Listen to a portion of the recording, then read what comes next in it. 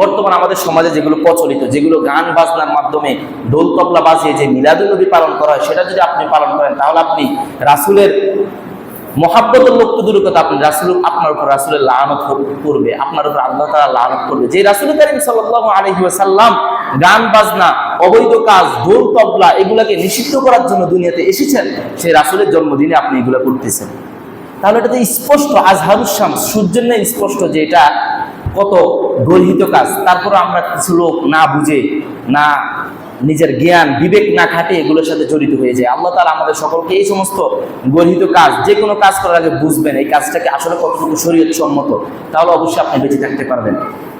আচ্ছা, এরপর আমাদের দ্বিতীয় গুরুত্বপূর্ণ বিষয় হচ্ছে সিরাতুন নবী। কি নবী? সিরাতুন নবী। সিরাত হচ্ছে আদর্শ, জীবন আদর্শ। সিরাত বাংলা হচ্ছে আদর্শ, ইংরেজি হচ্ছে আইডিয়াল। বিভিন্ন স্কুল কলেজের নাম থাকে আইডিয়াল স্কুল, মানে এটা একটা আদর্শবান স্কুল। তো ইংরেজি হচ্ছে এটা আইডিয়াল, আদর্শ। সিরাতুন নবীর অর্থ হচ্ছে রাসূল সাল্লাল্লাহু আলাইহি সাল্লামের জীবন আদর্শ।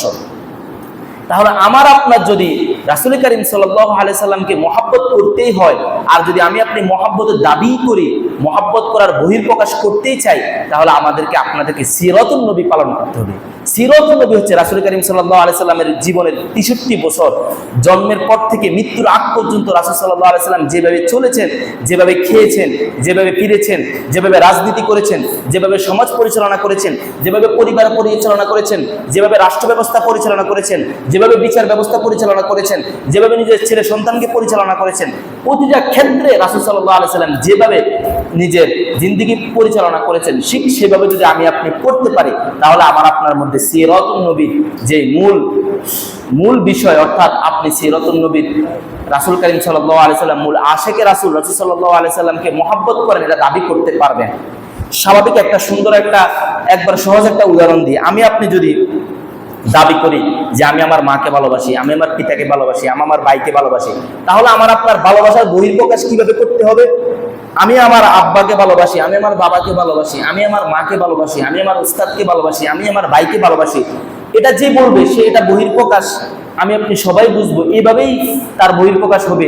আপনার বাবা, আপনার মা, আপনার ভাই, আপনার শিক্ষক যেভাবে চলতে বলেন, তিনি যেভাবে চললে আপনি খুশি হবেন, আপনি যদি সেভাবে চলেন, তাহলে এটা তারা স্পষ্ট বুঝে যাবে আপনি আপনার বাবাকে ভালোবাসেন। আপনি মুখে মুখে বলেন আপনার বাবাকে ভালোবাসেন, কিন্তু আপনি আপনার বাবার একটা কথাও শুনেন না। আপনি আপনার বাবার সাথে দমক দিয়ে কথা বলেন, আপনার বাবাকে ডান দিকে, আপনি যান বাম দিকে। আপনার বাবাকে আসতে যাও, আপনি যান তাড়াতাড়ি। আপনার বাবাকে খাও, আপনার বাবাকে ঘুমাও, আপনি করেন উল্টা পাল্টা। তাহলে এটার দ্বারা আমার কি বুঝে গেল? আপনি আপনার বাবাকে ভালোবাসেন না, আপনি আপনার বাবাকে মানেন না। ঠিক মায়ের ক্ষেত্রে একই কথা, শিক্ষকের ক্ষেত্রে একই কথা, বাবার ক্ষেত্রে একই কথা, ভাইয়ের ক্ষেত্রে একই কথা।